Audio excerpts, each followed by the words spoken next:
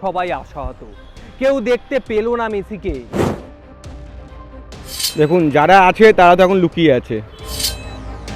দেখুন এইগুলো তো রাজনৈতিক বিতর্কিত মন্তব্য, এই বিষয়ে কোনো কিছু বলতে চাই না, বাট অ্যাজ এ ফ্যান খুবই দুঃখিত হয়েছিলাম। দেখো সল্টলেক স্টেডিয়াম অনেক এরকম বিশৃঙ্খলা সাক্ষী রয়েছে। কার দায়, সেই দায় তো মানুষ রায় দিয়ে দিয়েছে, কার দায় তো এটা বোঝাই যাচ্ছে। অন্যায়ের তো বিচার হয়েই গেছে। যতটা পলিটিক্স বাইরে রাখা যায় স্পোর্টসে ততটাই বেটার। কিছুই দেখতে পাইনি, যাকে রোজ দেখি তাকে দেখতে পেয়েছি, নেতা মন্ত্রী যাদেরকে আমরা রোজ দেখি তাদেরকে দেখতে পেয়েছি। যুব ভারতী বাংলার ইতিহাসে এমন এক স্টেডিয়াম, বা বলা যায় গোটা দেশের ইতিহাসে এমন এক স্টেডিয়াম, যে স্টেডিয়াম বারংবার বহু ডার্বি, বহু তারকা ফুটবলার, বহু বিশ্বকাপজয়ী ফুটবলারের সাক্ষী থেকেছে এই যুব ভারতী। এই যুব ভারতীতে ডিসেম্বর মাসে এসেছিলেন লিওনেল মেসি। মেসিকে দেখার জন্য সমর্থকদের, দর্শকদের, মেসির ফ্যানেদের ভিড় উপচে পড়েছিল এই যুব ভারতী স্টেডিয়ামে।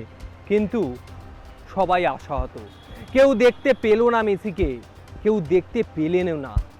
বহু টাকা খরচা করে, হাজার হাজার টাকা খরচা করে তারা এসেছিলেন, বহু দূর থেকে তারা এসেছেন, 3 দিন 4 দিনের সফর করে কলকাতা এসেছেন এক ঝলক মেসিকে দেখার জন্য, কিন্তু তারা দেখতে পেলেন না।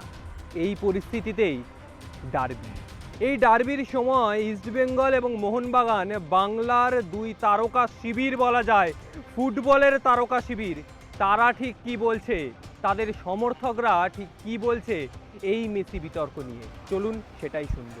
এই যুব ভারতীতেই কয়েক মাস আগে মেসি এসেছিল, সেই সময় একটা বিশৃঙ্খল পরিস্থিতি সৃষ্টি হয়, একদম। তারপর আবার এই ডার্বি। কি মনে হচ্ছে এই মেসি কাণ্ডের নেপথ্যে কারা? দেখুন যারা আছে তারা তো এখন লুকিয়ে আছে। ফাইল যখন বলেছে আমাদের ক্রীড়ামন্ত্রী গিয়ে খুলবে, ফাইল খুললেই জানা যাবে কারা আছে। এরকমই বলতে পারি যারাই থাকুক সামনে আসুক, যারা এতগুলি টাকা নষ্ট করেছে তাদের টাকা ফেরত দেওয়া হোক, বা তাদের একটা ন্যায় বিচার হোক, এটাই আমরা চাই। আমি নিজে ছিলাম, আমি উপস্থিত ছিলাম। কার দায় মনে হচ্ছে আবার এই মাঠে ডার্বি হচ্ছে এই সময় দাঁড়িয়ে? দেখুন এইগুলো তো রাজনৈতিক বিতর্কিত মন্তব্য, এই বিষয়ে কোনো কিছু বলতে চাই না, বাট অ্যাজ এ ফ্যান খুবই দুঃখিত হয়েছিলাম।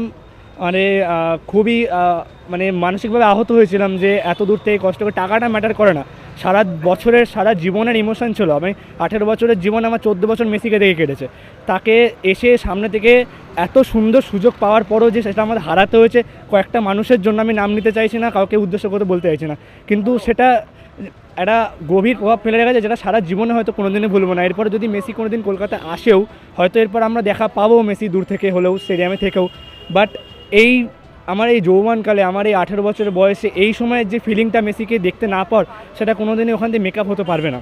দেখো সল্টলেক স্টেডিয়াম অনেক এরকম বিশৃঙ্খলা সাক্ষী রয়েছে। এর আগে রহিম নবীর ডার্বিতে মাথা ফেটেছে, আরও নানা রকম বিশৃঙ্খলা এখানে হয়েছে।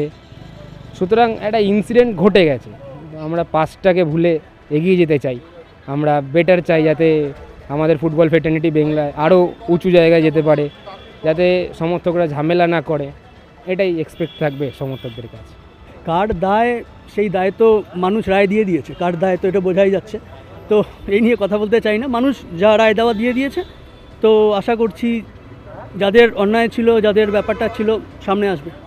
ঘটনাটা যেটা ঘটেছে সেটা তো খুবই দুঃখজনক, কারণ মানে এত মানুষ এত লাখ লাখ টাকা, হাজার হাজার টাকা খরচা করে যাচ্ছে, ইভেন অনেকে যারা লোন নিয়ে বেসিকে দেখতে এসেছে, এসে হতাশায় ফিরে গেছে, দেখতে পাইনি। এবার সেখানে অবভিয়াসলি তো মানে কী বোঝা, আয়োজককারী তাদের তো মানে দোষ ছিলই, বাট আরও অনেক মানুষেরই দোষ ছিল, বাট মানে অনস্ক্রিন ওরমভাবে বলা যায় না।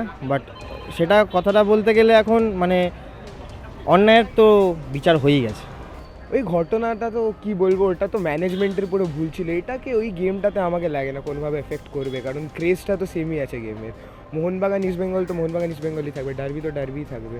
সেটাই মেসির এটা নিয়ে গিয়ে, হ্যাঁ মানুষের মনে দুঃখ তো থাকতে পারে, কিন্তু এই ম্যাচে কিছু করবে না ওটা, সে মানে আমার তো তাই লাগে না, এটা মেনে নেওয়া যায় না এরকম, কারণ একটা মানুষ অনেক আশা, অনেক ভরসা, অনেক মানুষ এমন ধরো যখন শুনছে আসবে, ধরো 2 মাস 3 মাসের স্যালারি এক জায়গায় করে রেখেছে, অল্প অল্প করে টাকা জমিয়ে রেখেছে, না দেখবে।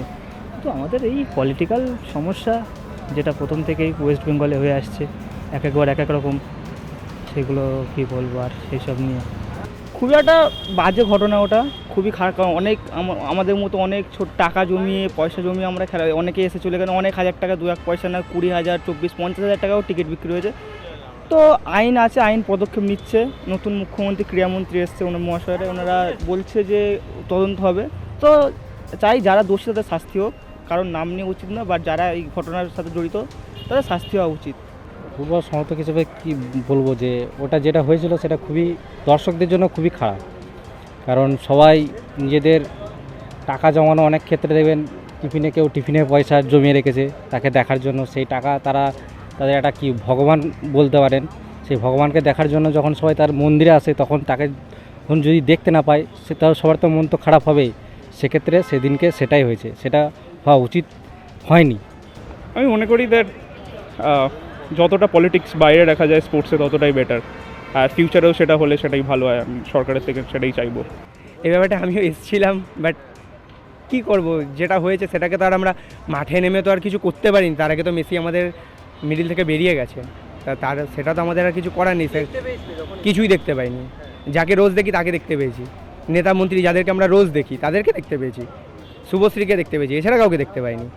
মোটামুটি আমরা তাদেরকেই দেখতে এসেছিলাম। বাদ বাকি যারা এসেছিলো 10,000, 12,000, 13,000 খরচা করে, তারা ওকেই দেখতে এসেছিলো। বেকার মেসিকে, তো মেসি হচ্ছে নামে, আর কাজ হচ্ছে শুভশ্রী, তারপর নেতা মন্ত্রী।